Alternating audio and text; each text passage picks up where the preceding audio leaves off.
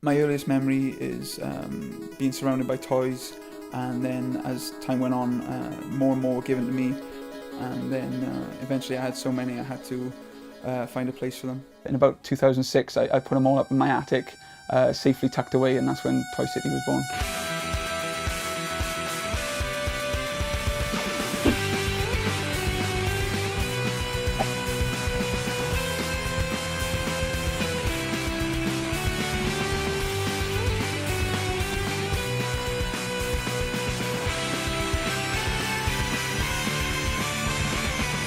I make silly little sketches called Wing Wing Shoot Bag, and the character that I've played the most times is a character called Susan Balaka, who is a Russian transgender cop. And one Christmas, a friend of mine made me a clay Susan Balaka figure in a box with a serial number saying 00001 of 1. And it had things like a gun and a feather duster and really silly things. And then a year or 2 years later, another one of my friends got a Doctor Who figure and sculpted my face over this Doctor Who figure and made a Susan Balaka figure.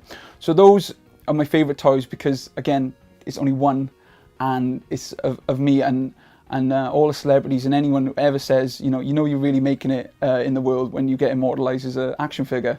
So that was one of probably the coolest toy I have in Toy City. It's a great place where you can imagine sort of like I have Rocky figures, and you could have Rocky figures fighting, I don't know, figures from the film The Spirit.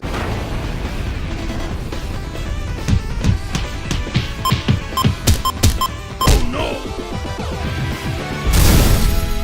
And like, you get all these characters mixing and mashing, so I've got Street Fighter figures and they can fight the Turtles, and I've got Bucky O'Hare figures that could fight the Toxic Avengers, and Brave Star fighting Captain Planet. And sometimes I go up there and the figures have fallen down, and I always imagine that, like in the film Toy Story, they've come alive when I'm not looking, and they've beaten up like Wolverine on the side, given him a kick in and left him on the floor.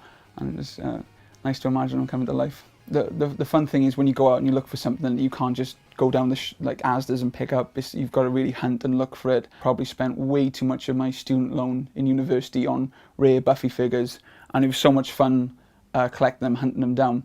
Once I had them all, I had so many that I couldn't display them properly, and about 4 years passed and they just were collecting dust in the corner. I had so many that they were all mint in the box, never took them out. I had some signed, had some pre-production, had some really rare variants that I'd never seen before, and I just thought, look, this is silly. I've collected them all, I've done it.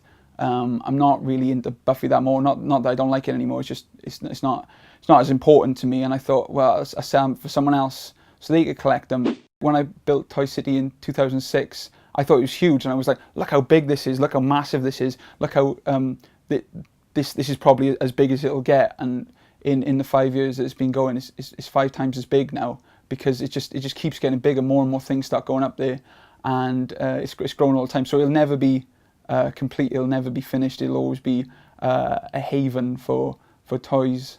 For me, Toy City just keeps getting cooler, but I'd never open it to the public.